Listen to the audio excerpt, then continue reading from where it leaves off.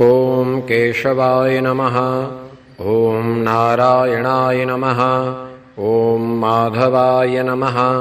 ॐ गोविन्दाय नमः।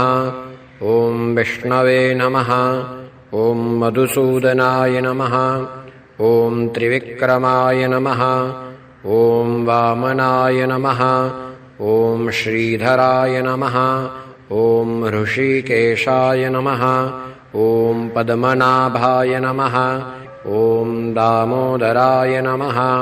ॐ सङ्कर्षणाय नमः। ॐ वासुदेवाय नमः। ॐ प्रद्युम्नाय नमः। ॐ अनिरुद्धाय नमः। ॐ पुरुषोत्तमाय नमः। ॐ अधोक्षजाय नमः। ॐ नारसिंहाय नमः। ॐ अच्युताय नमः। ॐ जनार्दनाय नमः।